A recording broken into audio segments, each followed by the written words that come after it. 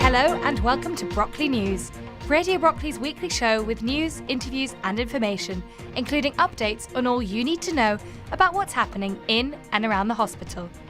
I'm Sophie Horrocks. Tonight, we'll be hearing 2 interviews from members of staff working at the RNOH. First, we'll receive an update from Debs Abson about the On the Mend campaign currently running in the hospital. This will be followed by a conversation with Andrew Ogierman from the spinal cord injury charity Aspire. Later at 7:30, it's your chance to win some Radio Brockley goodies without leaving your bedside on Bedside Bingo with David Rauch. Then at 8 o'clock, it's all your choice of tunes on the Sunday Request Show with Keith Reeve. So stay tuned to London's longest running hospital radio station and the UK's official #1 hospital radio station, Radio Brockley. Debs Abson is an occupational therapist working at the RNOH. She dropped in to tell us about the On the Mend campaign newly launched back in January. She talked to our reporter Kate Beatty to give us an update on how the campaign is progressing.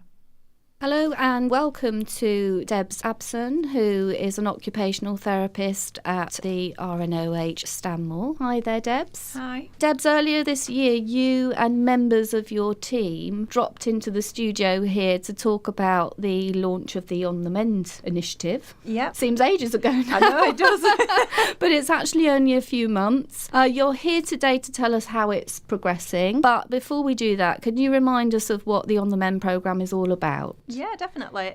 So it was launched on the 11th of January with the PJ Day. So we, as staff, got a few members all dressed in our pyjamas and worked for the day in our pyjamas to demonstrate that when you're in your pyjamas that you have less motivation and thinking about when you have a PJ Day that you're just kind of chilling a bit more and it's a bit more relaxed. So the On the Mend is to try and promote people to get up, dressed and moving. And MEND stands for medicines, so making sure that you have all the medicines that you need, making sure that you're taking your pain medication when you need it, and not waiting until the pain's sort of screaming at you. Thinking about exercise for the E, so this is about the movement, making sure that you're getting good range of movement in any of the joints that have been operated on or arms, limbs or whatever. Thinking about nutrition, and this is a really important one because quite often people won't eat straight after surgery because they might feel a little bit nauseous and they might not feel that fantastic,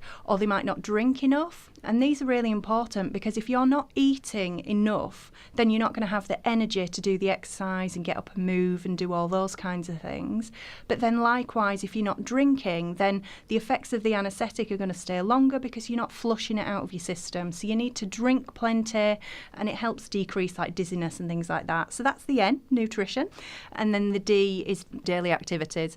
And that's about getting dressed and getting washed and trying to do things as independently as possible. So we want to try and replicate home as much as possible. So like for the nutrition aspect, you wouldn't sit in bed and eat at home. So why are you sitting in bed and eating in the hospital? Yeah. Likewise, you wouldn't sit at home in your PJs all day, not unless you'd decided that today was a bit of a lazy day.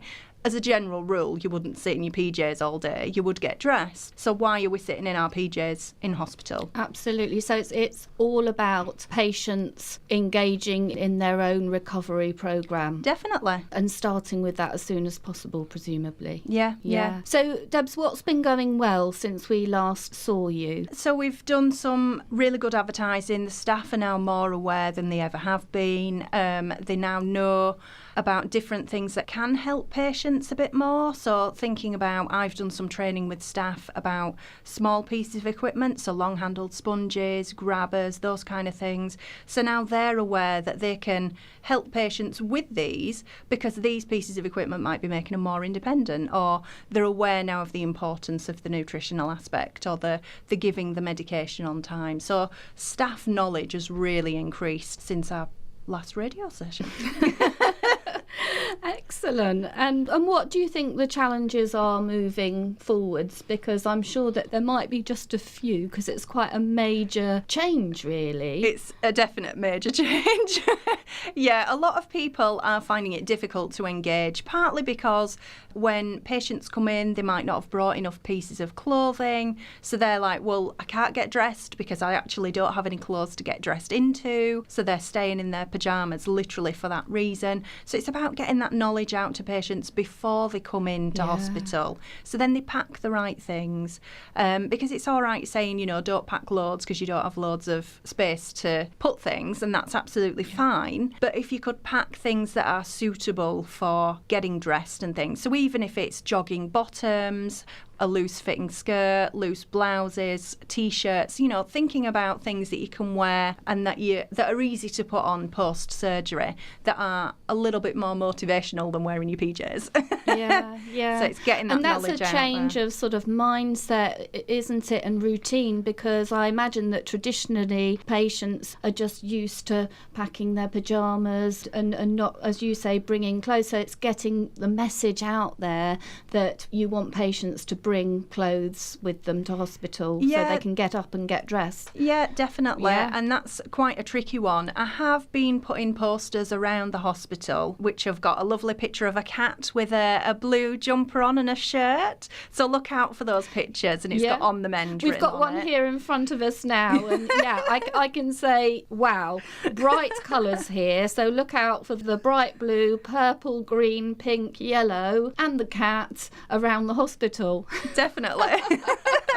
Brilliant. And Debs, you're a huge advocate for the On the Mend programme. Tell us about your blog. You've written a blog, haven't you? I did. I was asked for North London Partnership to write a blog for them so that other hospitals can be getting involved with the On the Mend initiative. Now, nationally, the On the Mend initiative is known as End PJ Paralysis.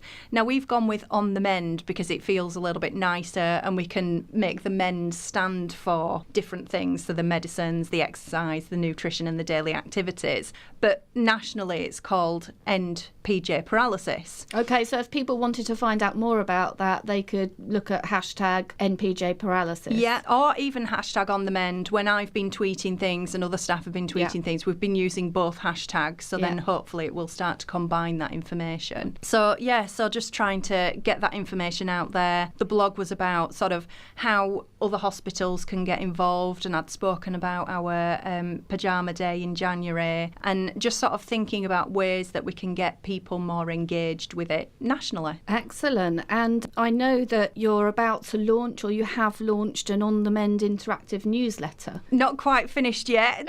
In its final stages. Work in progress, definitely.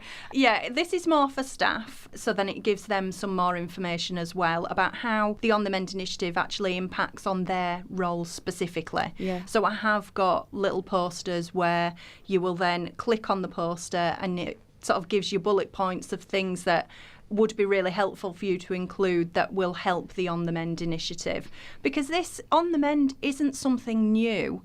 We've known about deconditioning in hospital for over 40 years. It's just this has finally come to the forefront. Could you just explain deconditioning for people who are listening, and also for me, actually? Yeah, definitely. So deconditioning is a physiological change which can often lead to a decrease in mental function. It can often lead to a decrease in being able to do activities. So you might not be able to wash anymore, whereas you'd come into hospital completely independent. Now you're needing carers to help you wash.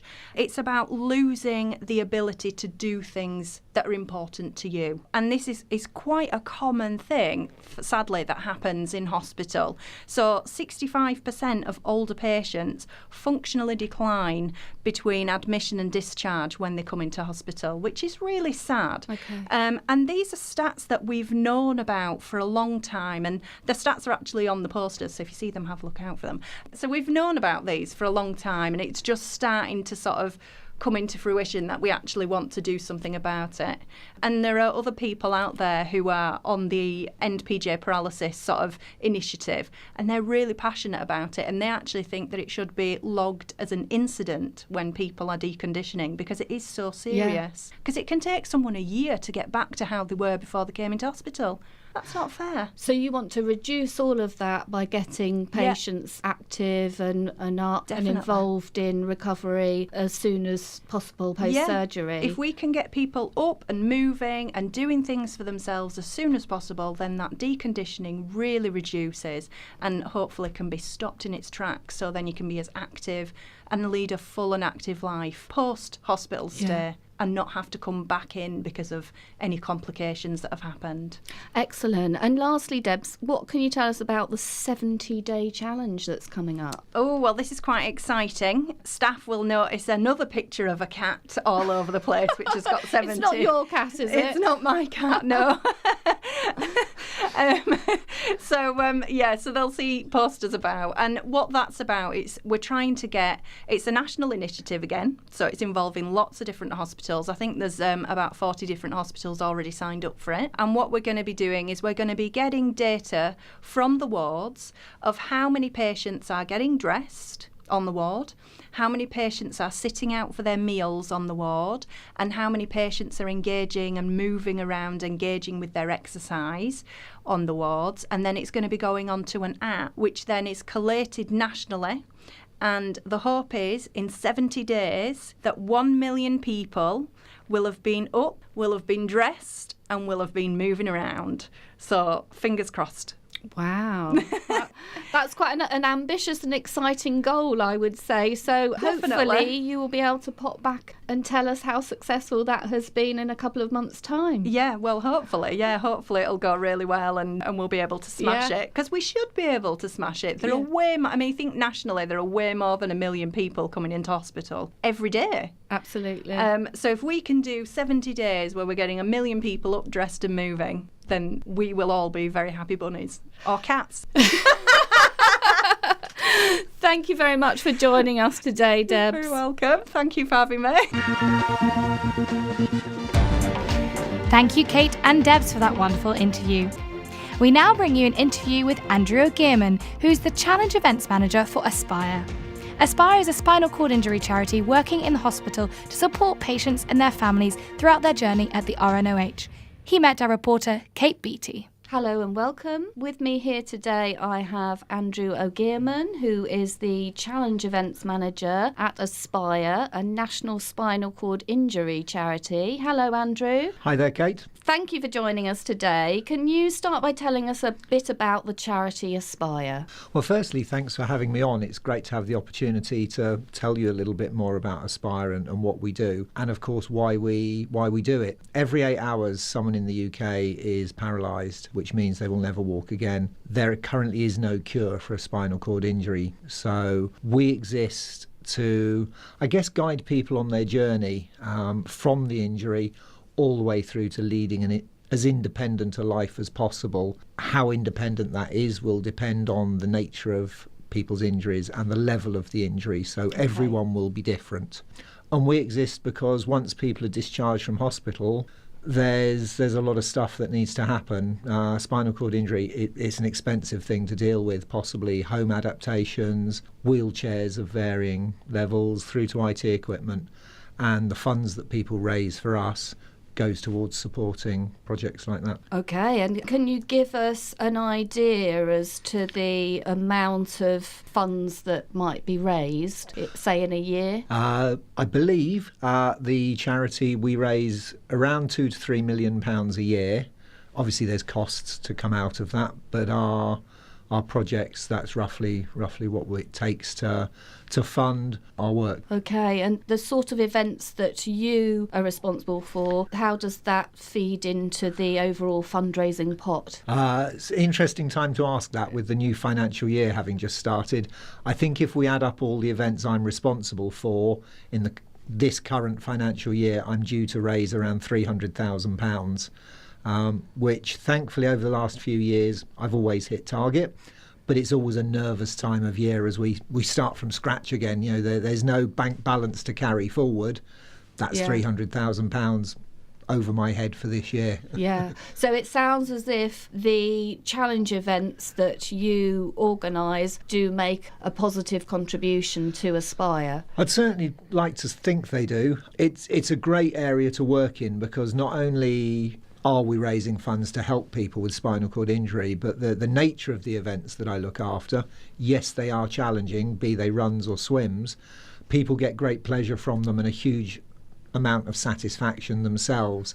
So it's not like they're just handing over cash or their sponsors are handing over cash for, I'm going to say average events. That's probably very unfair, but I guess the clue's in the name of challenge events. Yes. They are that little bit tougher, and people get immense satisfaction from completing them. So you've mentioned swimming and running, I think. So could you give us a bit more of a flavour of the type of events that people could get involved in? Absolutely. I guess the London Marathon, I think everyone's aware of what is a fantastic national event.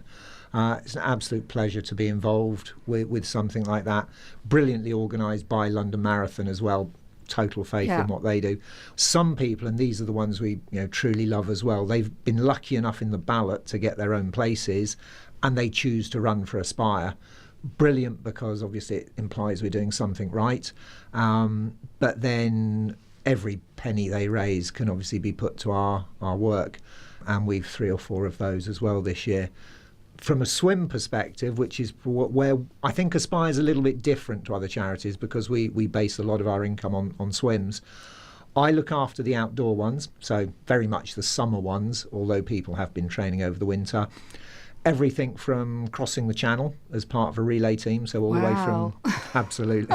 That is a challenge, I'm sure. That is indeed a challenge. Do you know what the hardest part, everyone says, is being on the little boat bouncing along by the side of the swimmer. Yes. They long to be back in the water and not on the bobbing boat. So everything from crossing the channel as part of a relay team. We offer swims from the south coast of England across to the Isle of Wight. That's around 2.5 to 3 miles. We have another relay event up on Loch Ness in August. The cold tends to be the challenge with Loch Ness. I'm picturing wetsuit and all sorts of equipment. We have 3 teams up there this year, of which 1 are doing it in a wetsuit. The other 2 have chosen to do it non-wetsuit. Oh my goodness. Can be about 11 or 12 degrees. And that's assuming they don't get eaten by the monster as well, which we are not carrying liability for. I'm torn between saying, obviously, we hope it doesn't happen because it'd be very distressing, but then the publicity from seeing someone being eaten by a monster and getting the photos, that would be good. I guess our entry event in terms of outdoor swims, the River Arun, down in West Sussex. Okay. We have a swim in August that, although it's 4 miles long, it's assisted by the tide, so people will be pushed along. That sounds like my kind of event, Andrew. Tell me more. It's a novice event. It's aimed at getting people confident in the pool, who swim a mile or 2, outdoors, experiencing what it's like to swim outside and the freedom that entails. No lane ropes, no walls at the side, no people in front of you as you swim up and down trying to barge your way through. And it's very modest fundraising, asked just £275. It's only our 2nd year on the River Arun. And we're really looking forward to it again this year because it is such a welcoming event. Friends and family can follow swimmers along the riverbank and at 2 or 3 bridges that cross the river. It's absolutely brilliant. But one other event I'd like to mention, Kate, if I can. Of course. Is our pool-based swim. It is our biggest single fundraising event. It takes place every September through to December, challenging swimmers of all abilities to swim the 22 miles of the English Channel, but in the safety and comfort of their own pool over 12 weeks. It really is an event that everyone can do. They can do it in bite-sized chunks. So be it they go and do 20 lengths a time, whether they go and knock off 200 lengths. It's an event for everyone.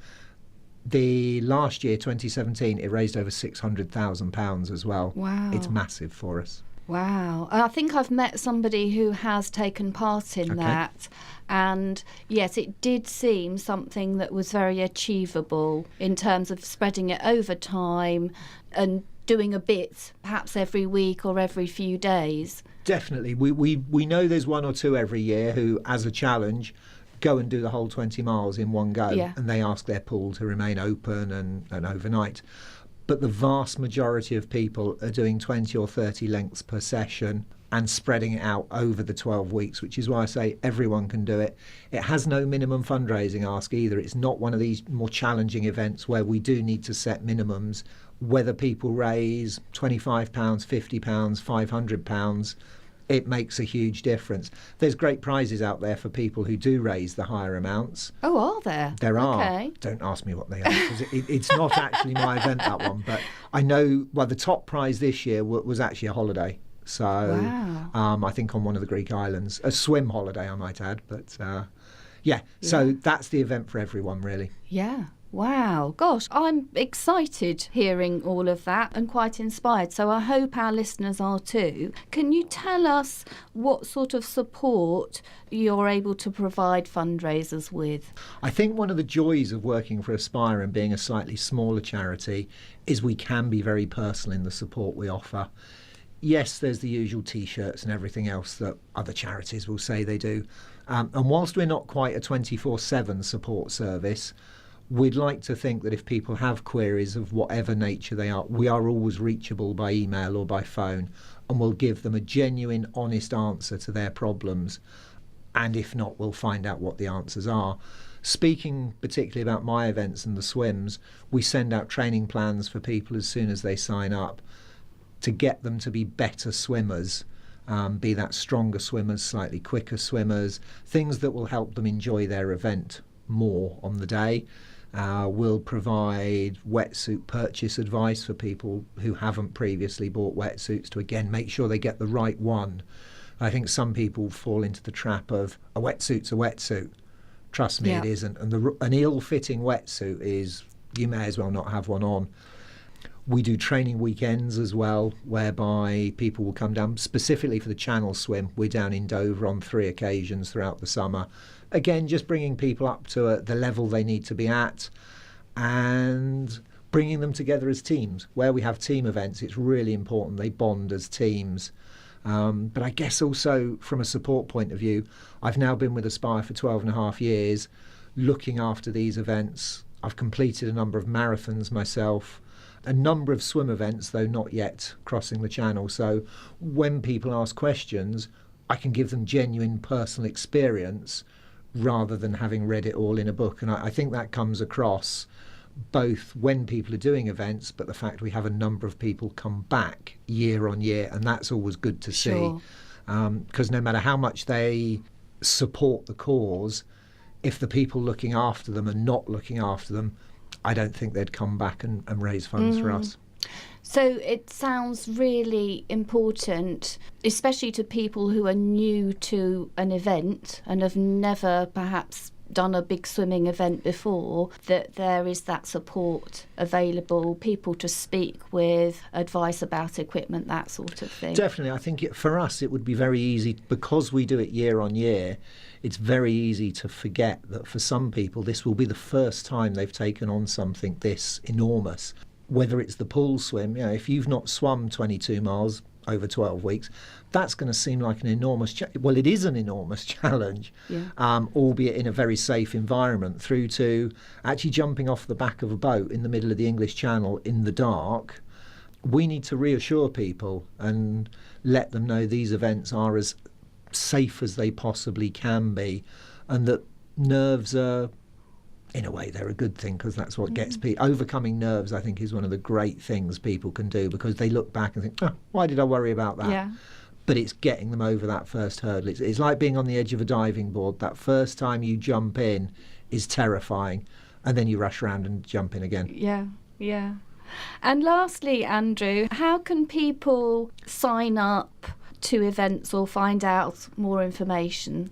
I think probably the easiest way is via our website. As you probably have gathered from what I've said, a number of us look after different events. So rather than try and give people individual contact details, if they visit our website, which is www.aspire.org.uk, there's a series of drop-down menus there, as per other websites. and there's one that enables people to get involved and look at all the events we offer. Thank you, Andrew. Thank you very much for joining us Brilliant. today. Thank you for having me.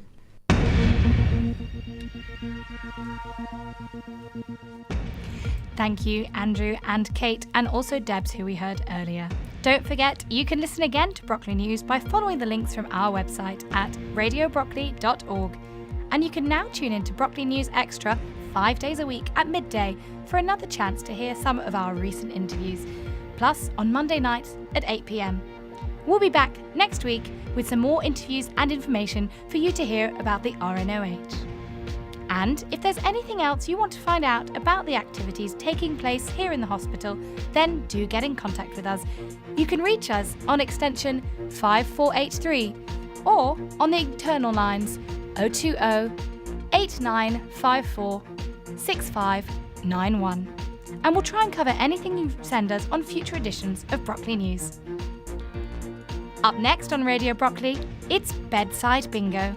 This is your chance to win some Radio Brockley goodies with David Rauch without ever having to leave your bedside. Just look out for one of our volunteers on your wards. Then at 8 p.m, it's all your requests on the Sunday Request Show with Keith Reeve. Do send us your music to listen to. Brockley News returns at the same time next week. From me, Sophie Horrocks, good night and thank you for listening.